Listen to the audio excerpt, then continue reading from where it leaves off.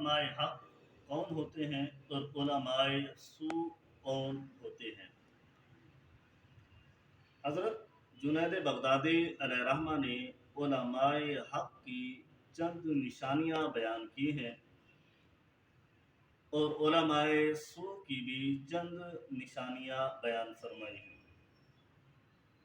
حضرت جنید بغدادی علیہ رحمہ فرماتے ہیں کہ علماء حق ان کا وجود عالم انسانیت کے لیے موجب خیر و برکت ہوتا ہے، اور وہ جب بولتے ہیں تو علم و حکمت کے موتی بکھیر دیتے ہیں۔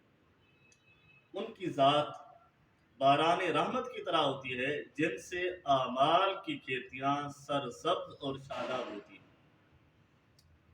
ان سے مردہ دل بھی تر و تازہ ہو جاتے ہیں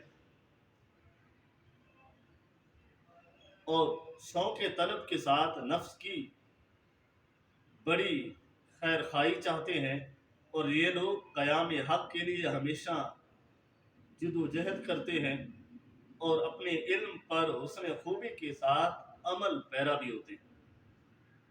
ذکر و فکر ان کا دائمی مشغلہ ہوتا ہے۔ زہد و تقوی، محاسبہ نفس ہمیشہ ان کا شعار ہوتا ہے، اور یہ لوگ ہمیشہ غیبت اور برائی سے محفوظ رہتے ہیں۔ دوسروں کی سلامتی کے لیے دعا گو رہتے ہیں۔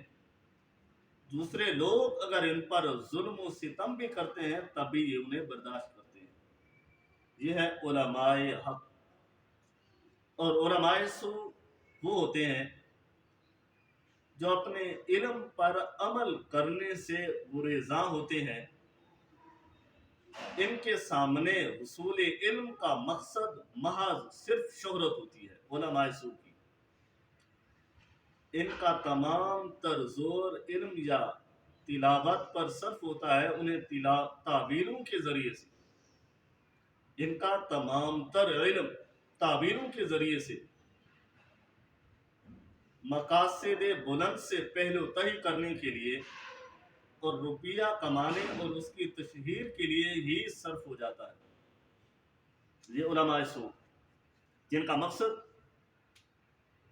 صرف اور صرف یہ ہے کہ اپنے علم کو فروخت کرنا ہے۔ ان لوگوں کا خیال ہوتا ہے کہ ہمارا علم ہی دراصل قیام حق کا واحد ذریعہ ہے۔